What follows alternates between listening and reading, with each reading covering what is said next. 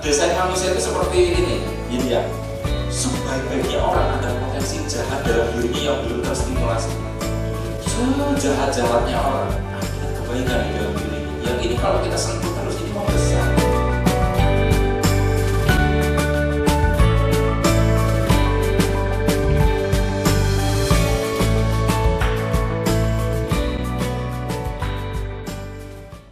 Assalamualaikum warahmatullahi wabarakatuh. Jumpa lagi kita berjumpa dengan saya Arif Rahutomo atau Arif RH dalam rekaman video iseng reborn. Teman-teman, judul bahasan kita kali ini adalah manajemen rasa tinggi hati. Manajemen rasa tinggi hati. Ini adalah kelanjutan pendalaman dari video beberapa waktu lalu yang terkait tentang kalau sombong apakah bisa sukses. Di sana ada pertanyaan-pertanyaan, misalkan kalau saya nggak punya yang disombongin, terus apa yang disombongin gitu ya. Terus seberapa kadar sombong itu diperlukan supaya bisa berhasil. Nah, saya akan menjawabnya secara cukup mendalam di sini. Jadi video ini akan lebih panjang dari biasanya. Oke. Ketika kita bicara tentang sombong, kita perlu membahas juga kebalikannya tentang minder atau rendah diri. Ingat ya, saya sudah sampaikan rendah hati dengan rendah diri itu beda. Tinggi hati dengan percaya diri itu beda. Simpelnya gini, rendah hati yang kebablasan itu jadi rendah diri. Rendah hati yang tidak terkontrol dengan baik itu akan menjadi minder.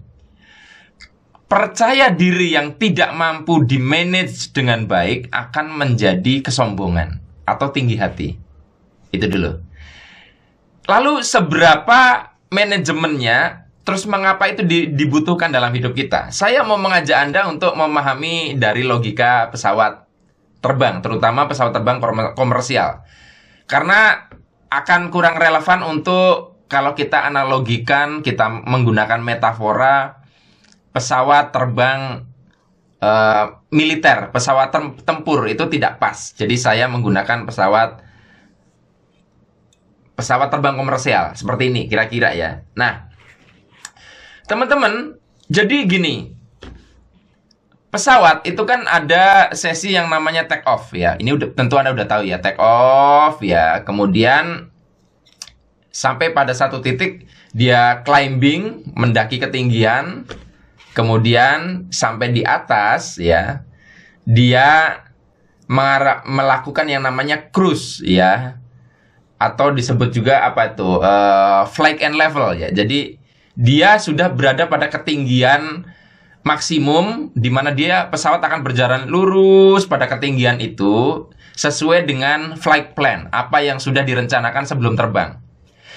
Oh ya, sebelum Anda nanti komen kok sok tahu banget sih gini, saya pecinta dunia aviasi, saya pecinta dunia penerbangan. Saya pernah mengikuti kursus singkat bagaimana menyetir pesawat Boeing 737 di Jerman, di Frankfurt. Ya, saya pernah melakukan sebuah kursus di dalam sebuah simulator pesawat Boeing 737 dan saya dilatih bagaimana caranya untuk mengendalikan pesawat terbang segede ini. Jadi saya punya pengetahuan yang cukup, insya Allah, apalagi membahas hal yang sederhana seperti ini. Kembali ke sini. Nah, teman-teman, penerbangan itu selalu ada resikonya jika tidak di-manage dengan baik. Dan tentunya walaupun statistik dari kecelakaan pesawat sangat kecil dibandingkan mode transportasi lain, pernah terjadi kecelakaan pesawat dan dari sekian kecelakaan pesawat ada yang disebabkan oleh yang namanya stall. Anda harus tahu dulu nih. Stall adalah pesawat itu kehilangan daya angkat. Pesawat tidak mampu memegang udara sehingga dia bisa terbang. Nah, yang berperan sangat penting sebenarnya adalah banyak sih ya, tapi ada yang namanya angle of attack. Angle of attack ini adalah sudut kemiringan pesawat terhadap horizontal ini, sehingga sayap pesawat, ya, bodi pesawat memiliki satu hitung-hitungan matematis, ya, secara aerodinamikanya tuh memenuhi hukum fisika, sehingga udara akan bisa ditumpangin. Ya, seperti Anda kalau di mobil yang sedang berjalan, Anda buka jendela, lalu tangan Anda kalau begini, maka ini Anda tidak akan merasakan sebuah kekuatan udara untuk mengangkat, tapi ketika Anda miringkan sedikit, Anda akan seperti menumpangi udara. Nah, ini namanya AOA atau angle of attack. Begitu.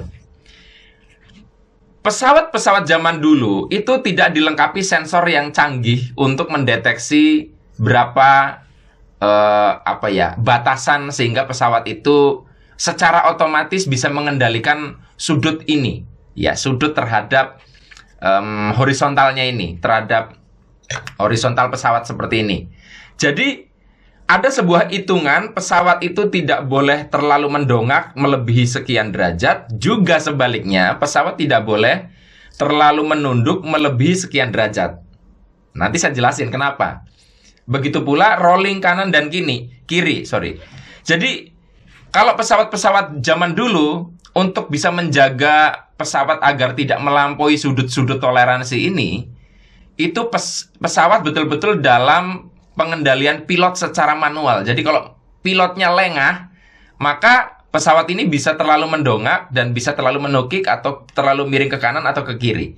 Beruntungnya sekarang pesawat sudah menggunakan sistem komputer, sehingga komputer bisa memonitor sehingga pesawat selalu dalam rentang toleransi sudut tersebut. Kalau misalkan pilot melakukan input data yang salah, bahkan komputer bisa menolak perintah tersebut. Dengan catatan komputernya tidak rusak, ya. Nah, kembali kepada stall. Nanti nyambung kepada judul, ya. Kembali kepada stall. Stall, ketika pesawat stall, misalnya pesawat ini terlalu mendongak, maka sudut ini membuat akhirnya sayap tidak memiliki kemampuan mencengkeram, sehingga pesawat akan jatuh seperti ini. Jadi betul-betul jatuh seperti ini. Nah, stall terjadi tidak hanya karena terlalu mendongak ujungnya, ya, tapi juga terlalu menukik. Ini juga stall. Ya, intinya tidak memiliki daya angkat. Nah, apa yang perlu dilakukan seorang pilot ketika pesawat mengalami stall karena menukik atau terlalu mendongak? Pilot ini harus mengkondisikan pesawat agar kembali dalam posisi sudut yang mendapatkan daya angkat. Oke, ya, angle of attack-nya kembali terpenuhi.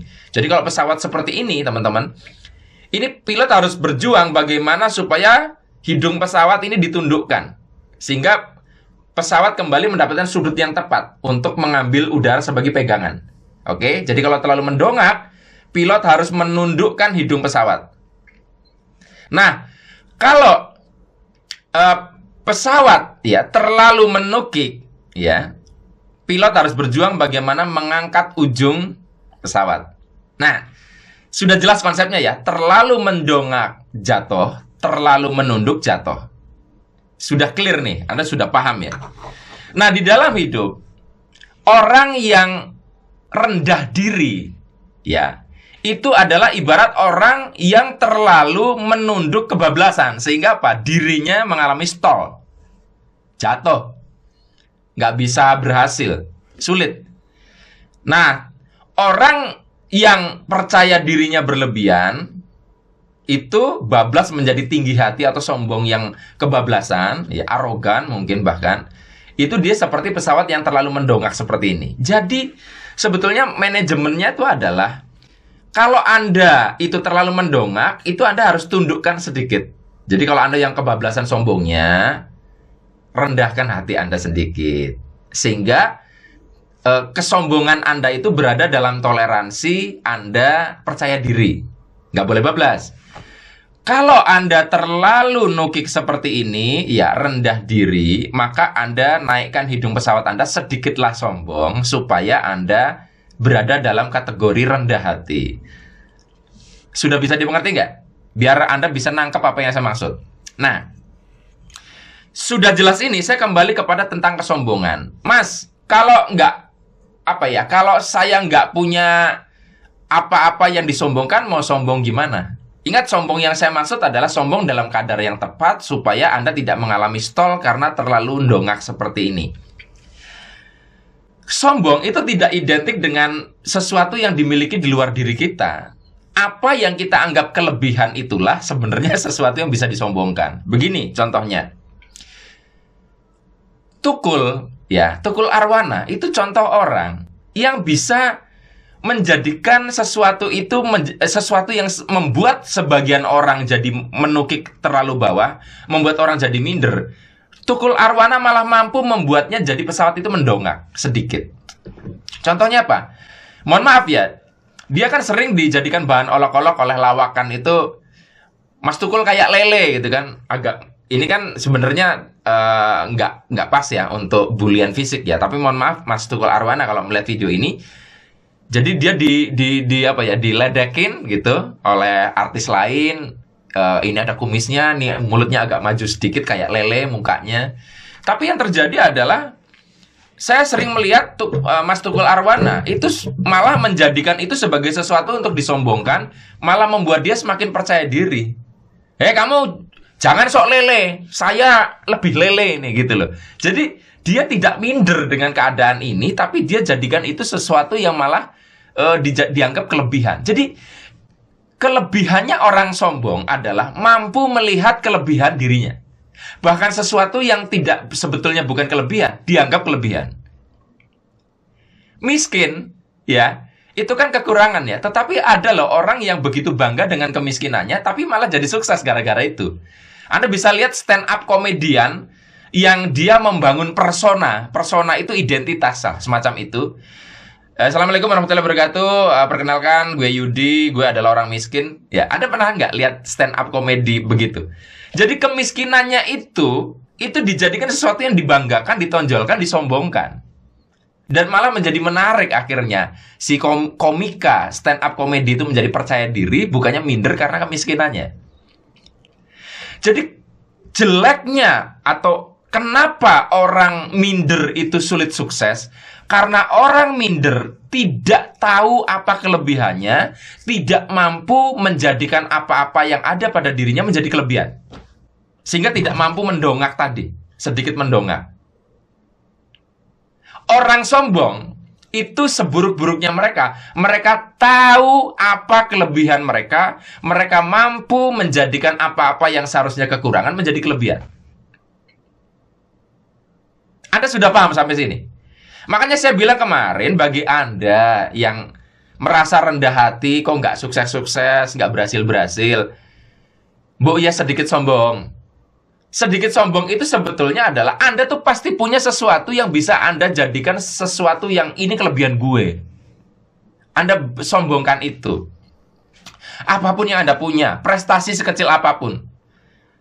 Saya ketika mengalami satu rasa inferior, rendah diri di hadapan orang-orang yang mungkin saya anggap lebih top daripada saya menggali apapun yang ada pada diri saya untuk mengangkat biar saya enggak mengalami stall tadi, terlalu merunduk. Oke lah, mereka lebih kaya dari saya, tapi saya sudah berbicara di hadapan ratusan ribu orang, lebih banyak dari mereka. Setidaknya menolong saya biar nggak minder nanti mau naik panggung. Itu dulu. Walaupun setelah saya sudah mendongak, ini saya jaga biar tidak terlalu mendongak. Karena kalau terlalu mendongak juga, sombongnya kebablasan, itu saya jadi stall. Jadi ketika saya lagi tidak pede, saya cari apapun yang ada dalam diri saya untuk mendongakkan diri saya sedikit supaya tidak minder. Anda masa sih nggak punya apa-apa? Kemiskinan pun, Anda melarat pun, kalau Anda mampu mengolahnya, itu bisa jadi sesuatu yang disombongkan. Tapi ingat ya, sekali lagi, Anda harus pandai menjaga biar sudut ini tidak terlalu naik. Karena terlalu sombong jatuh, terlalu nukik jatuh. Ini saya bahas detail sebenarnya prakteknya dalam buku Holistic Life, buku kedua saya yang 818 halaman. Tapi Saya sampaikan sedikit tuh supaya Anda tidak terlalu blenger dengan apa ya, panjangnya penjelasan. Tapi mudah-mudahan bisa menjawab kenapa rata-rata orang yang sukses itu lebih banyak orang yang sombong daripada orang yang minderan. Jadi orang yang sudah sombong pada waktu sukses, orang kaya baru itu kan biasanya sombong ya, songong ya. Nanti dalam perjalanannya mereka bisa untuk low profile ya dan sebagainya. Itu nanti ya. Jadi biasanya pasti orang mengalami kesombongannya sendiri-sendiri kok, pasti. Tapi perhatikan orang-orang yang sulit sukses, pasti terlalu merunduk ini. Jadi sulit untuk disampaikan bahwa agak sedikit mendongak, ayo agak sedikit bangga dengan apa yang kamu capaikan gitu loh. Apa yang kamu sudah alami dalam hidup sebenarnya bisa Anda jadikan sebuah bahan yang bisa dijadikan Anda percaya diri untuk mendongak kayak gitu. Saya sudah cukup panjang, sekitar 15 menit saat saya melihat jam di sini. Saya bicara, mudah-mudahan sih bermanfaat dan membawa Anda mampu mempraktekannya ke diri Anda. Karena video yang beberapa waktu lalu terlalu singkat memang. Sekali lagi, jaga kadar tinggi hati Anda supaya dalam rentang sudut percaya diri. Jaga rendah hati Anda supaya tidak bablas menjadi rendah diri. Tetap rendah hati, bukan rendah diri. Sampai ketemu lagi dalam rekaman video Iseng Reborn yang selanjutnya. Saya akhiri, billahi taufiq wal hidayah. Wassalamualaikum warahmatullahi wabarakatuh. See you.